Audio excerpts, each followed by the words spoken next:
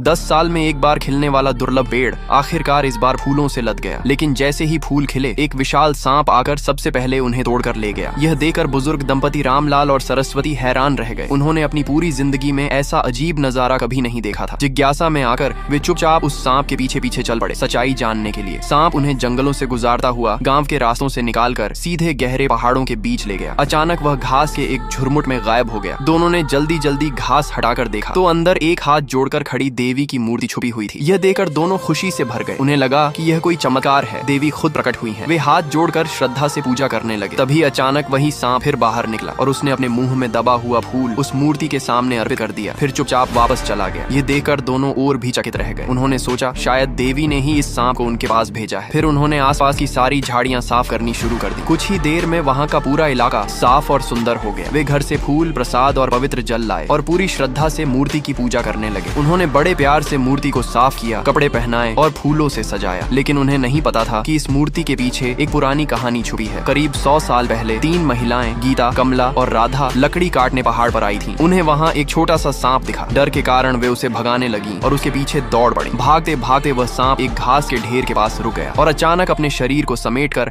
हमला करने की मुद्रा में आ गया। तीनों महिलाएं डर के मारे रुक गईं, लेकिन सांप अचानक मुड़कर घास के अंदर घुस गया। जिज्ञासा में उन्होंने घास हटाकर देखा तो वहाँ वही देवी की मूर्ति छुपी हुई थी। उन्होंने सोचा कि वह सांप देवी का ही रूप था। वे भावुक होकर रोने लगी और मूर्ति के सामने सिर झुका दिया। मूर्ति पर बहुत धूल जमी हुई थी, इसलिए उन्होंने आदर के साथ उसे साफ करने का फैसला किया। वे पानी, दूध और साफ जल लेकर आईं और बड़े सम्मान से मूर्ति को स्नान कराने लगी। तभी वह छोटा सांप फिर वापस आया और धीरे से मूर्ति के ऊपर चढ़कर शांत होकर बैठ गया। कहते हैं सांप का दिखना शुभ होता है। तीनों महिलाएं मन ही मन प्रार्थना करने लगी कि देवी उनकी इच्छाएं पूरी करे। लेकिन तभी अचानक तेज हवा चलने लगी और देखते ही देखते जंगल में भीषण आग लग गई। आग तेजी से चारों ओर फैलने लगी। तीनों घबरा गईं, समझ नहीं पा रही थीं क्या करें। भागने का कोई रास्ता नहीं था। तभी उन्होंने एक साहसी फैसला लिया। वे तीनों हाथ पकड़कर एक घेरा बनाकर खड़ी हो गईं और मूर्ति को अपने बीच सुरक्षित रख लिया। वे अपनी जान देकर भी मूर्ति की रक्षा करना चाहती थीं। कुछ ही देर में आग ने उन्हें घेर लिया और धीरे धीरे तीनों उसी आग में समा गईं। शायद उनकी इस निस्वार्थ भक्ति से देवी प्रसन्न हो गई। देवी ने उनकी आत्माओं को शांति दी और उन्हें अगले जन्म में अच्छे